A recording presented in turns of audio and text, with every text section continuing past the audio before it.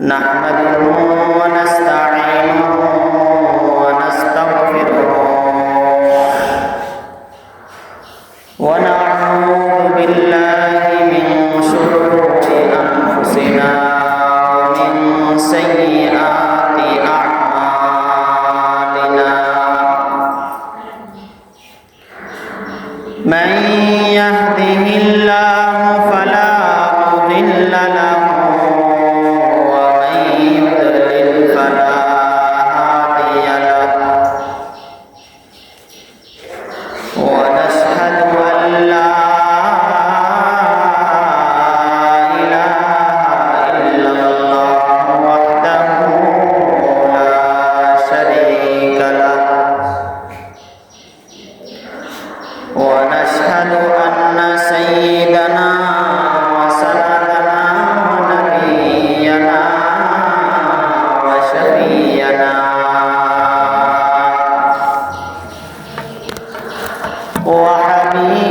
وحبيبنا ومولانا محمدا عبده ورسوله قال الله تعالى إن الله وملائكته يصلون على النبي يا أيها الذين آمنوا صلوا عليه وسلموا تسليما اللهم صل على مولانا محمد وعلى آله سيدنا مولانا محمد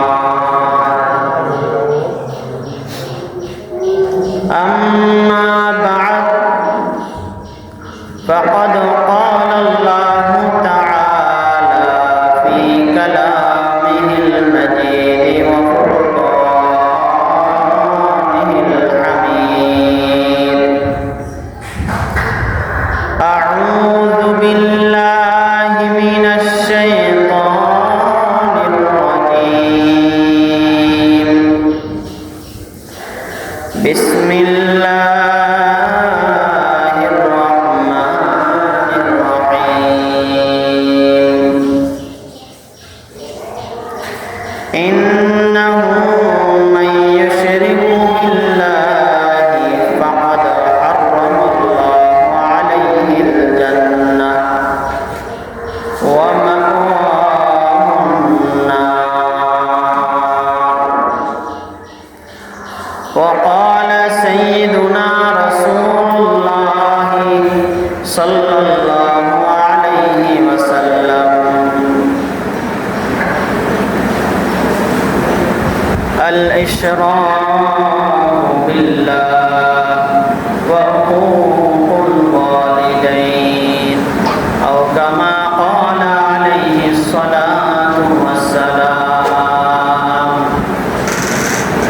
بارك الله لنا في القرآن المجيد ونفعنا وإياكم بآيات والذكر الحكيم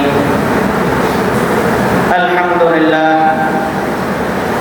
আল্লাহ জাল্লা জালালুহু আম্মা নওয়ালুহু দরবারে অসংখ্য অগণিত শুকরিয়া যে রব্বুল আলামিন আমাকে আপনাকে এখনো পর্যন্ত হায়াতে বাঁচিয়ে রেখেছেন, ঈমানের সাথে রেখেছেন, সুস্থ সবল রেখেছেন। এই জন্য আমরা প্রত্যেকেই অন্তরের অন্তঃস্থল থেকে কালিমাতুল শুকরিয়া আদায় করি আলহামদুলিল্লাহ।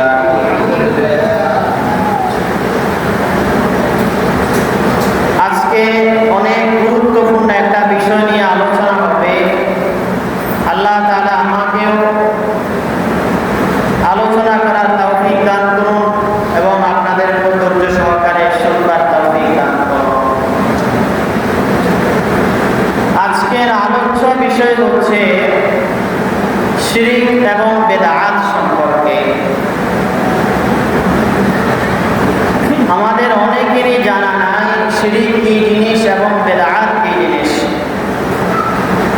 আমাদের অজান্তে, না জেনে, জেনে না জেনে আমরা অনেকেই অনেক ধরনের শিরকের কাজ করি, বিদআতের কাজ করি, যার কারণে আমাদের ঈমান কোন ফাঁকে দিয়ে চলে যায় আমরা টের পাই না। আল্লাহর হাবিব সাল্লাল্লাহু আলাইহি ওয়াসাল্লাম যে সমাজে বসবাস করতেন, সেই সমাজটা মূর্তি পূজায় ভরপুর ছিল। সেই সমাজে অহরহ শিরক হতো, একাধিক খোদার ইবাদত বندگی হতো। আল্লাহ তাআলা এমন সমাজে আমাদের রাসূলকে পাঠিয়েছেন যে সমাজে রাসূলুল্লাহ সাল্লাল্লাহু আলাইহি ওয়াসাল্লামের তাওহীদের প্রচার করে মানুষদেরকে শিরক করনেওয়ালা মানুষদেরকে খাঁটি মুমিনে রূপান্তরিত করেছেন। কুরআনুল কারীমের আয়াতের মধ্যে আল্লাহ তাআলা বলেন, ওয়ালা ইন সাআলতাহুম মান খালাকাস সামাওয়াতি ওয়াল আরদি ইয়াকুলান্নাল্লাহ। কুরআনুল কারীমে আল্লাহ তাআলা বলেন, হে রাসূল, আপনি যদি তাদেরকে জিজ্ঞাসা করেন যে এই আসমান জমিন কে সৃষ্টি করেছে, এই আসমান জমিন কে সৃষ্টি করেছেন, তখন আপনি দেখবেন তারা বলবে যে একমাত্র আল্লাহ তাআলাই সৃষ্টি করেছেন। মানুষ কাফের হোক আর মুশরিক হোক, এই কথা সবাই স্বীকার করে যে আসমান জমিন এই পৃথিবী সৃষ্টি করছেন কে? আল্লাহ তাআলা। এখন কথা হলো, এই আসমান জমিন সব কিছু আল্লাহ তাআলা বানিয়েছেন, এটা স্বীকার করার পরেও সে কিভাবে মুশরিক বা তার ঈমান কিভাবে এখনো শিরক যুক্ত, এটা আমরা কিন্তু সবাই জানি না, সবাই জানি না। এই জন্য আমাদের জানা দরকার কোন কোন কাজ আমাদের শিরক হয়। মানুষ ততক্ষণ পর্যন্ত পূর্ণাঙ্গ মুমিন হয় না যতক্ষণ পর্যন্ত সে শিরক মুক্ত ঈমান করতে না পারে। তো শিরক মুক্ত ঈমান কি আর শিরক যুক্ত ঈমান কি আমাদের জানা প্রয়োজন আছে কি আছে না? তাহলে মনোযোগ দিয়ে শুনেন। তিনটা বিষয়, কয়টা বিষয়? তিনটা বিষয়ে মানুষ শিরক করে। এক নাম্বার শিরক ফি দাত, আল্লাহ তাআলার সত্তাগত শিরক। দুই নাম্বার শিরক ফি সিফাত, আল্লাহ তাআলার গুণাবলীর শিরক। তিন নাম্বার শিরক ফিল আফআল, কর্মগত শিরক, কাজে কর্মে শিরক। মনোযোগ দিয়ে যদি শুনেন, প্রত্যেকটা আলাদা আলাদা বলবো ইনশাআল্লাহ। এক নাম্বার যেটা শিরক ফি দাত, সত্তাগত শিরক। এটা কি জিনিস? সত্তাগত শিরক মানে আমরা প্রত্যেকেই জানি আল্লাহ তাআলা কতজন? একজন। আল্লাহ কয়জন? একজন। কিন্তু আমাদের বিপরীতে যদি আপনি দেখেন, ইয়াহুদীদেরকে যদি দেখেন, তাদেরকে ইয়াহুদীদেরকে, ইয়াহুদী সম্প্রদায়ে তারা কয় খোদা মানে? ইয়াহুদীরা দুই খোদায় বিশ্বাসী। কয় খোদায়? আল্লাহকে এক খোদা মানে, আল্লাহকে অস্বীকার করে না। আল্লাহকে এক খোদা মানে, পাশাপাশি তারা আরেকজনকে খোদা মানে। এরপরে খ্রিস্টানদের মধ্যে আসেন, খ্রিস্টান সম্প্রদায় তারা কি করে? 3 খোদায় বিশ্বাসী। কয় খোদায়? 3 খোদায়। প্রথমত এক খোদা আল্লাহ তাআলাকে মানে, এর পাশাপাশি তারা আরো 2 খোদায় বিশ্বাসী। মোট কয় খোদা? 3 খোদা। খ্রিস্টানরা কাকে কাকে আরেক খোদা মানে জানেন?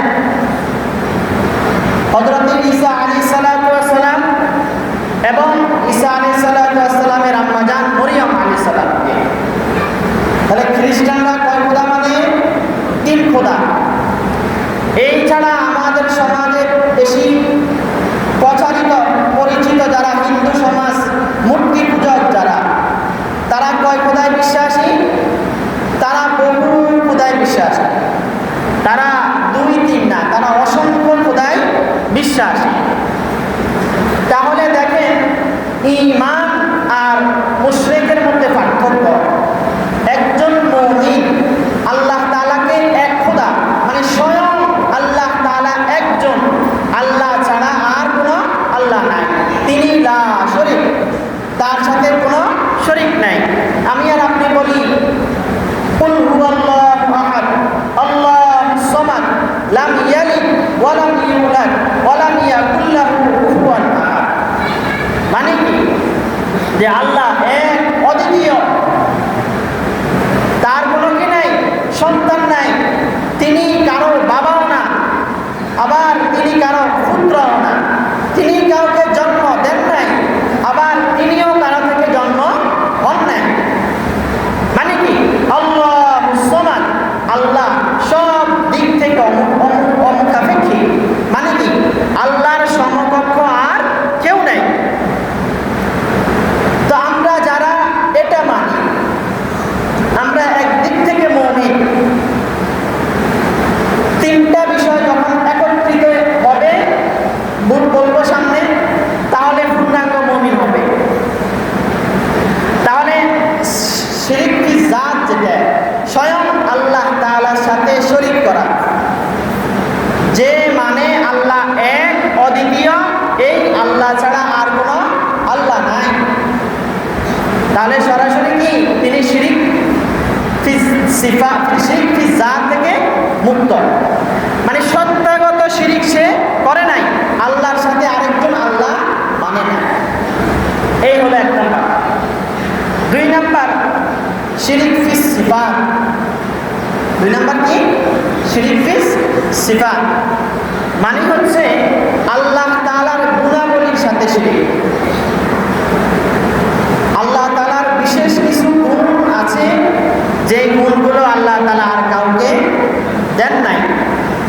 আপনাদের কি মনে হয় আল্লাহর আর কোনো গুণ নাই?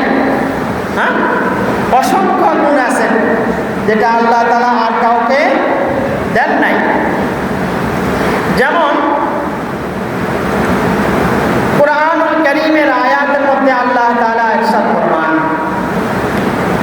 কুল লা ইয়ালামু মান ফিস সামাওয়াতি ওয়াল আরদিল গায়বা ইল্লাল্লাহ। হে রাসূল, আপনি বলুন, লা ইয়ালামু মান ফিস সামাওয়াতি ওয়াল আরদি, আসমানের কোনো বাসিন্দাও গায়েব জানে না, জমিনের কোনো বাসিন্দাও গায়েব জানে না। জানে কে? ইল্লাল্লাহ, একমাত্র আল্লাহ তাআলা। আল্লাহ কি বলছেন? হে রাসূল আপনি বলুন, আসমানের কোনো বাসিন্দাও গায়েব জানে না, কোনো ফেরেশতা গায়েব জানে না, কোনো নবী গায়েব জানে না, জমিনের কোনো বাসিন্দাও গায়েব জানে না, কোনো পীর দরবেশ কোনো ফকিরও গায়েব জানে না। গায়েব জানে কে? একমাত্রই আল্লাহ। আরেক আয়াতের মধ্যে আল্লাহ তাআলা বলেন, ইয়াসআলুনাকা আনিস সাআতি আইয়ানা মুরসাহা ফীমা আনতা মিন যিকরাহা ইলা রাব্বিকা মুনতাহাহা। হে রাসূল, তারা আপনাকে কিয়ামত সম্পর্কে জিজ্ঞাসা করবে, আর আপনি কিভাবে বলবেন কিয়ামত সম্পর্কে? আমি আল্লাহ তো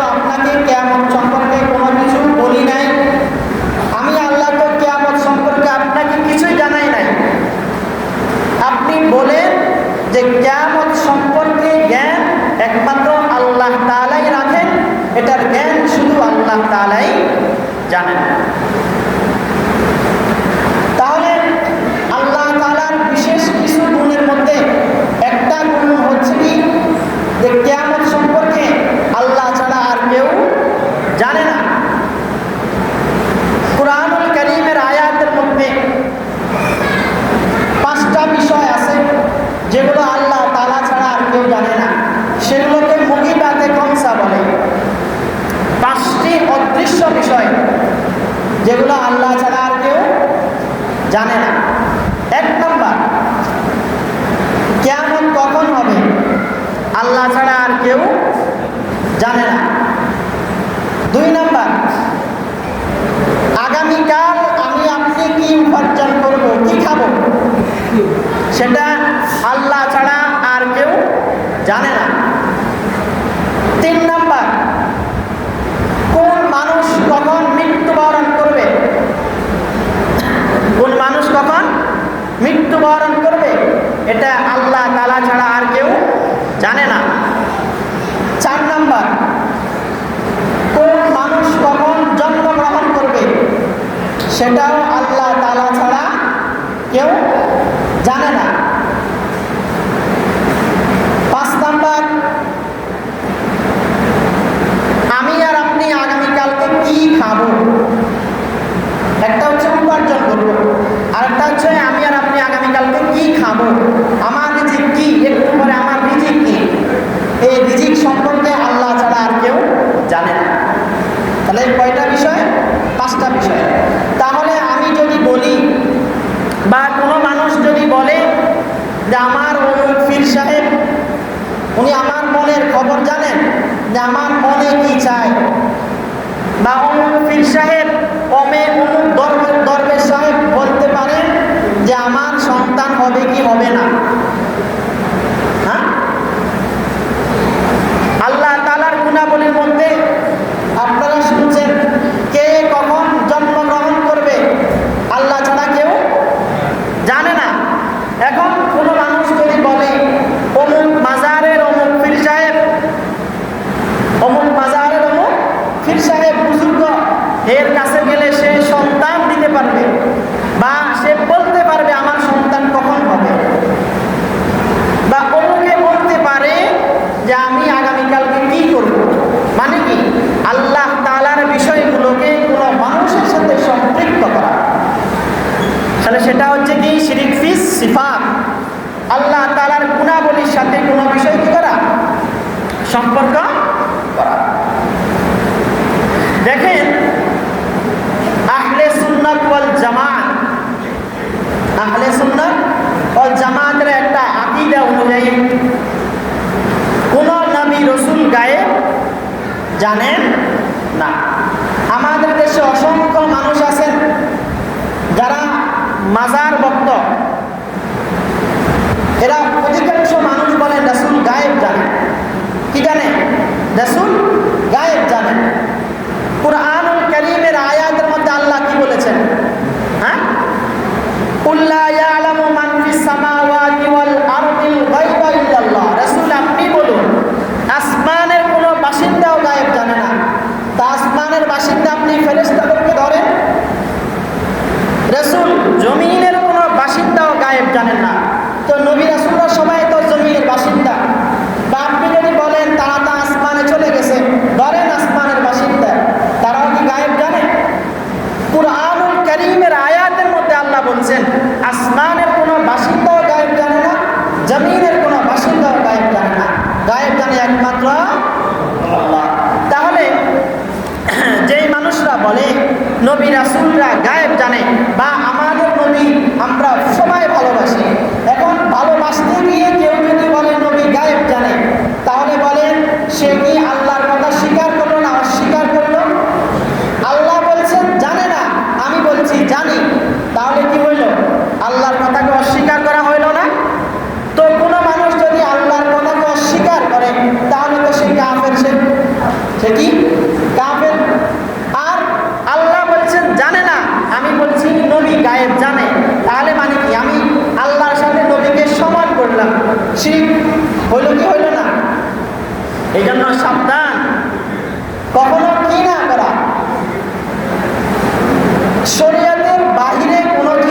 যেটা আমার জ্ঞানে ধরে না সেটা না বলা। এই জন্য শুরুতেই বলেছি, কখন কোন ফাঁক দিয়ে আমার ঈমান চলে গেছে আমি টের পাই না। 3 নাম্বার, শিরিক ফিল আফআল, কর্মগত শিরিক। যেমন মানে কাজের সাথে শরীক করা। কিছু কাজ যেমন আল্লাহ ছাড়া পৃথিবীর আর কেউ পারবে না। আপনি ধরে নেন সন্তান দেওয়ার মালিককে, আল্লাহ যাকে চায় তাকে সন্তান দেন। আমাদের সমাজে কিছু মূর্খ মানুষ আছেন, বিশেষ করে মহিলারা আছেন, তারা বাবার দরবারে চলে যায়, মাজারে চলে যায় কিসের আশায়? সন্তানের আশায়। তাহলে বলেন কোন পীর সাহেব কি সন্তান দিতে পারবে? কোন বাবা সন্তান দিতে পারবে? হ্যাঁ? আরে স্বামী স্ত্রী, স্বামীও জানে না তার সন্তান হবে কি হবে না। স্বামী স্ত্রী একসাথে একই বিছনায় থাকে, একই বিছনায় ঘুমায়, তারা মিলামেশা করার সময় বলতে পারবে না তাদের সন্তান হবে কি হবে না। হ্যাঁ, নির্দিষ্ট একটা সময়ের পরে যখন মা অনুভব করে কি হয়েছে, কনসিভ হয়েছে, তখন গিয়ে বলতে পারে তার গর্ভে সন্তান এসেছে। এরপরেও মা বলতে পারে না তার সন্তান দুনিয়াতে সুস্থভাবে আসবে কি আসবে না। বর্তমানে হয়তো অনেক ধরনের আলতা বের হয়েছে যেগুলো দ্বারা মানুষ বলতে পারে সন্তান কোন অবস্থায় আছে, ছেলে না মেয়ে। কখন বলতে পারে? যখন আল্লাহ তাআলা পূর্ণাঙ্গ একটা রূপ দান করেন, এরপরে গিয়ে বলে যে হয়তো ছেলে হবে নয়তো মেয়ে হবে। এরপরে আপনি 90% দেখেন ভুল, ভুল না? হ্যাঁ, তাহলে মানে কি যে শিরিক ফিল আফআল, কর্মগত শিরিক, কাজের সাথে শিরিক। আমার সন্তান দেওয়ার মালিক আল্লাহ, আমাকে রিজিক দেওয়ার মালিক আল্লাহ, আমাকে হায়াত দেওয়ার মালিক আল্লাহ, আমাকে মৌত দেওয়ার মালিক আল্লাহ, আমাকে অর্থ সম্পদ দেওয়ার মালিক আল্লাহ, আমাকে সুখ দেওয়ার মালিক আল্লাহ, আমাকে দুঃখ দেওয়ার মালিক আল্লাহ। তো এই সবগুলা যদি আমি কাজের সাথে সম্পৃক্ত করি, আমি যদি বলি আমার সন্তান বিদেশে যাওয়ার কারণে আল্লাহ আমার এত সুখ, তাহলে শিরিক হয়ে গেল কিসের সাথে? সন্তানের সাথে। আপনি যদি বলেন আমার অর্থ সম্পদ থাকার কারণে আমার সুখ, সুখ কি অর্থ সম্পদের কারণে? কিসের কারণে? আল্লাহ তাআলা দিয়েছেন সেই কারণে।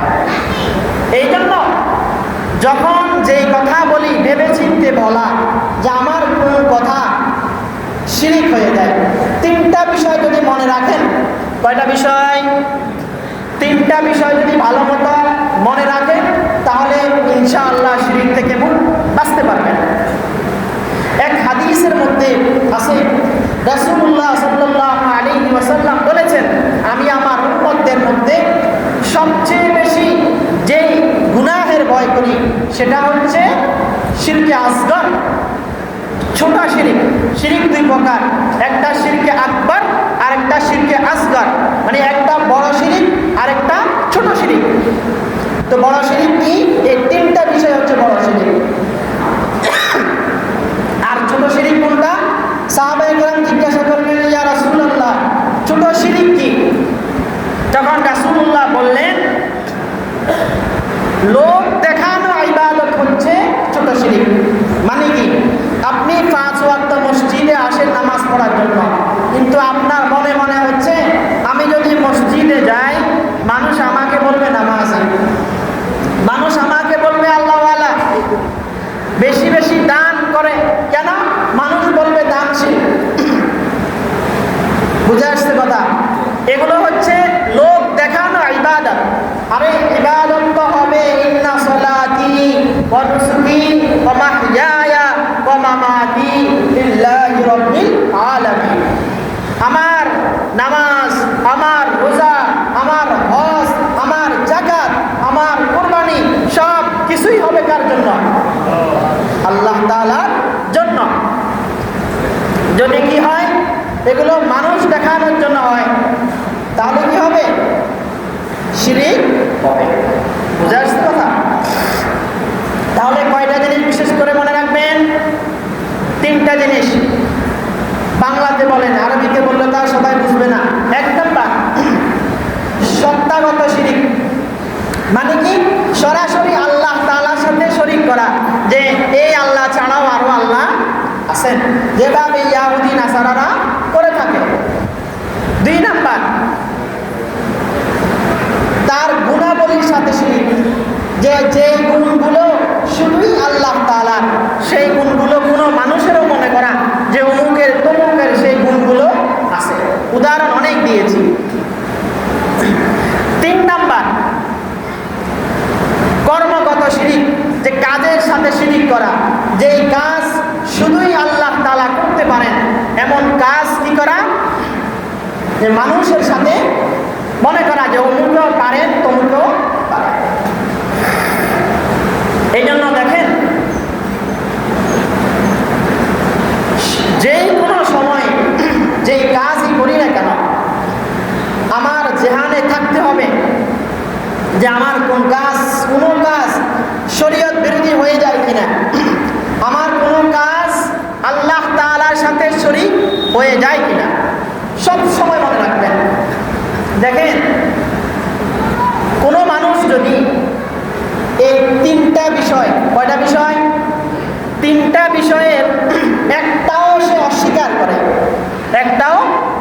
করে, বা একটাও কোনো মানুষের সাথে সম্পর্ক করে, তাহলে তার ঈমান থাকবে না। আল্লাহ তাআলার অনেক ধরনের গুণ, এর মধ্যে আপনি যদি কোনো পীর ফকির, কোনো বাবাকে মনে করেন তিনি সন্তান দেন, তিনি রিজিক দেয়, তাহলে আপনি মুশরিক হয়ে গেছেন, আপনার ঈমান শেষ। আপনি যদি বলেন নবী গায়েব জানেন, আল্লাহ বলছেন জানে না, আপনি বলেন জানেন, তাহলে আপনার ঈমান শেষ। বুঝা যাচ্ছে কথা? ওযুর কয় ফরজ? একটা উদাহরণ বুঝেন। ওযুর কয় ফরজ? 4 ফরজ। এই 4 ফরজ যদি পূর্ণাঙ্গভাবে কেউ আদায় করার পরে ওযু করে, ওযু করার পরে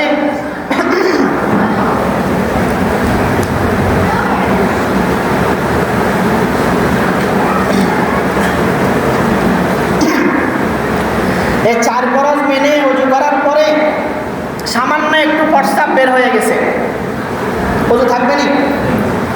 সামান্য একটু অল্প একটু হাওয়া বের হয়ে গেছে, ওযু থাকবে? হ্যাঁ? ওযুর 4 ফরজ পরিপূর্ণভাবে পালন করে সে ওযু করেছে, এখন সে সামান্য একটু পায়খানা করে দিয়েছে, ওযু থাকবে না। কেন? এটা ওযু ভঙ্গের কারণ। ওযুর ফরজ মেনে ওযু করার পরে যদি প্রস্রাব করে, পায়খানা করে, বা বাতাস বের হয়, বা শরীর থেকে রক্তপুঞ্জ বের হয়, তাহলে তার ওযু শেষ। ঠিক তদ্রূপভাবে এই 3টা বিষয়েরও যদি কোনো মানুষ সামান্য একটা, আপনি সব কিছু মানেন আল্লাহর সাথে, কিন্তু আপনি রিজিকের মালিক মানেন আরেকজনকে, তাহলে কি হবে? আপনার ঈমান শেষ। আল্লাহ তাআলা আমাদের প্রত্যেককে কথাগুলো বোঝার তৌফিক দান করুন।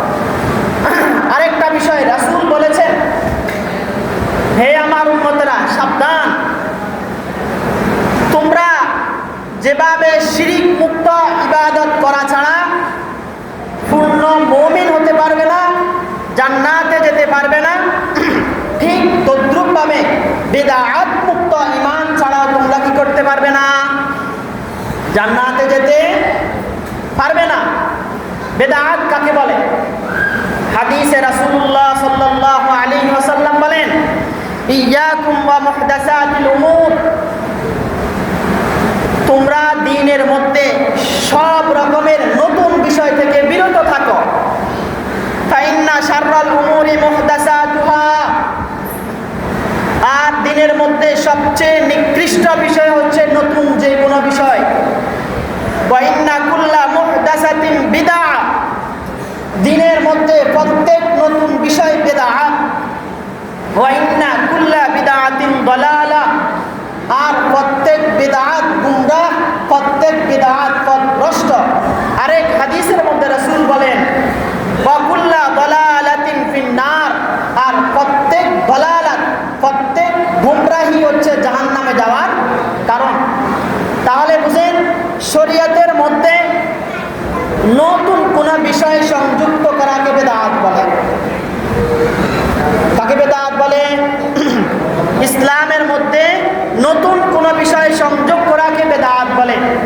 রাসূল বলেন, আমার উম্মতরা শোনো, মন গড়া কোনো বিষয়, মন গড়া পদ্ধতিতে ইসলাম পালন করাকে বেদাত বলে।